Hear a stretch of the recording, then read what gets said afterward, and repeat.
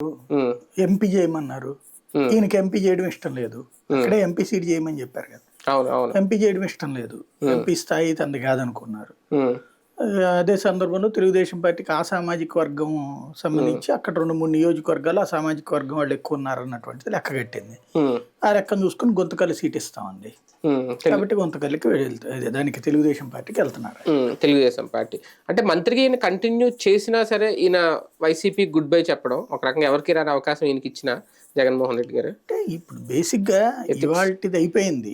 ఇవాళ భోజనం చేసేసాం కదా అని నెక్స్ట్ 5 ఏళ్ళు భోజనం చేయకుండా ఉన్నారు కదా. అంటే రాజకీయాల్లో విలువలు కృతజ్ఞతలు ఏమి ఉండవా? అట్లా ఎందుకు ఉంటాయి? అది ఉమ్, అంటే కొంతమందికి లాయల్టీ ఉంటుంది, కానీ అదే. ప్రతి రాజకీయ నాయకుడు అంటే పదవి అనుభవించక ముందు లాయల్టీ ఉంటుంది, ఉమ్, పదవి అనుభవించేటప్పుడు లాయల్టీ ఉంటుంది. ఉమ్, అనుభవించింది రేపు పోతుంది అంటే ఆ లాయల్టీ పోతుంది.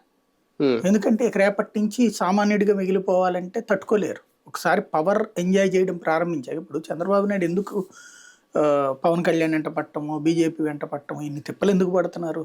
ఉమ్, పవర్ పోయేటప్పటికి తట్టుకోలేనటువంటి సమస్య.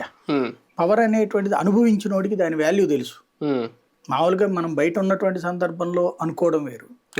అంటే వెరీ సింపుల్ లాజిక్. మనకు కప్పలు గనక చెరువులో నీళ్లు ఉంటే కప్పలు, అంతే. చెరువులో నీళ్ళు లేకపోతే కప్పలు ఉండండి. అంతే. అట్లాగే ఇప్పుడు పవర్ ఉన్నప్పుడు 10 మంది నీకు పోలీస్ ఆఫీసర్కి ఫోన్ చేస్తే సార్ సార్ నమస్తే సార్ అంటాడు. కొద్దిగా చూడండి కొంచెం అంటే సరే సార్ నేను అంటాడు. అవసరమైతే చట్ట విరుద్ధంగా వీళ్ళకి హెల్ప్ చేస్తారు, పని చేసి పెడతారు. పని చేసి పెడతారు. ప్రభుత్వ శాఖల్లో ఎక్కడికైనా సరే పన్నుడుస్తుంది. ఏం మేము చట్టానికి అనుగుణంగానే పని చేస్తాము, నువ్వెవడరా నువ్వు మంత్రి అయితే ఏంటి, ఎన్ని సినిమాల్లో